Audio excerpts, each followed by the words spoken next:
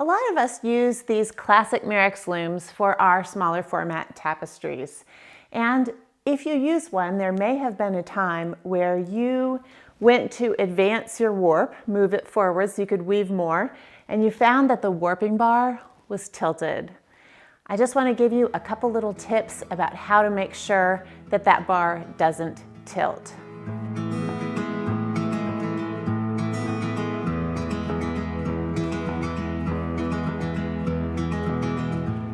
I'm showing it to you right now as I just put on a 4-inch wide warp on a Murex Big Sister. So this is a 16-inch loom.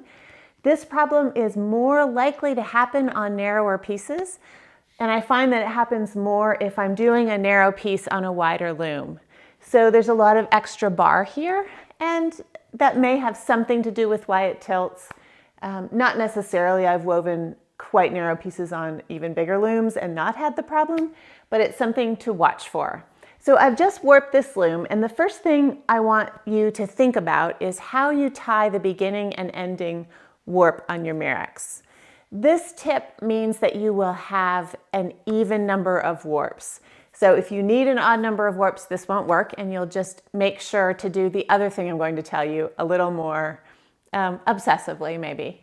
When I started this warp here, I tied onto the warping bar, and then the warp came down. So the pull of that first warp is downwards. When I got to the very end, I made sure that the last warp is coming up from the bottom and tying to the bar. So both the beginning and the ending warps, the pull on that last warp is downward. That helps keep things more even. If I came up the top and tied this last warp going up, then I have a pull that's diagonal, and that will increase the chances of your bar tilting as you're weaving. Now, of course, if you need an odd number of warps, then you have to have one warp going down and one warp going up. But if you can go with an even number as you're warping, make sure that that happens, and it may mean you need to put one more warp than you were originally going to put on so that you can get both of the warps to go down. Let me just show you that close up. Here you can see this is my starting warp, and if you see, I have another blog post about how to start and end a Murex warp on a warping bar, so these are tight. This knot gets pushed all the way up against the bar, and the warp is coming down to start with. On this side, the last warp is coming up to tie the knot, and the double half hitch knot that I use can be tightened by sliding it away from the bar. So notice this one is up against the bar, this is away from the bar. There's another whole video about that I will link in the blog post. So after you have your whole warp on, of course, we're going to move our warping bar down to the bottom of the loom. And we do that, of course, by loosening the tension. I'm doing that evenly on each side. I need it a little looser.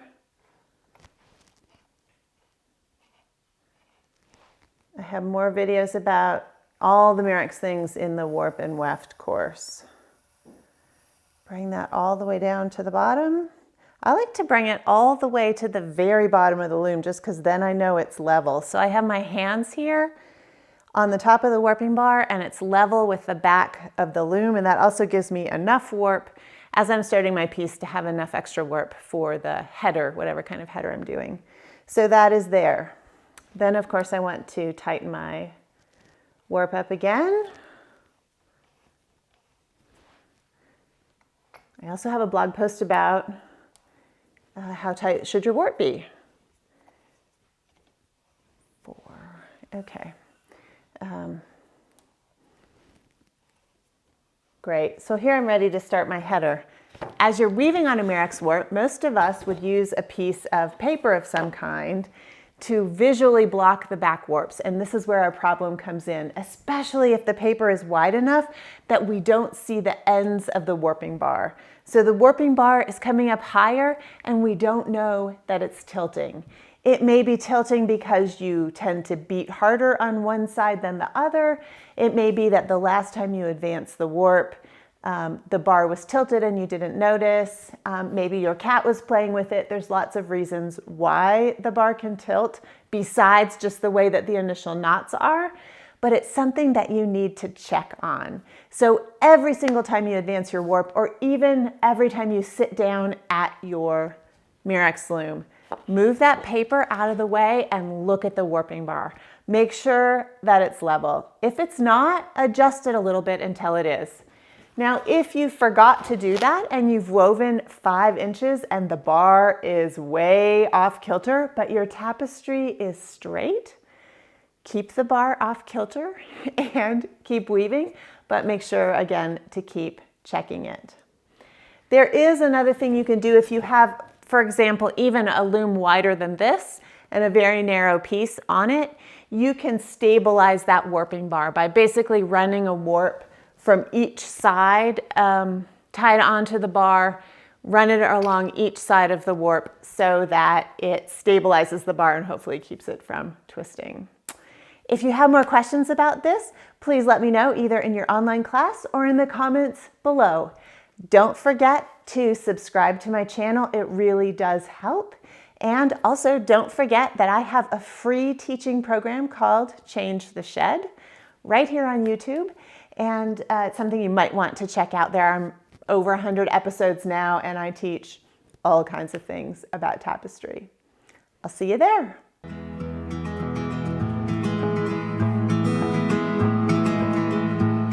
The trick that you need to use a lot, whether you have tied the knots in the way I'm talking about or not, has to do with measuring.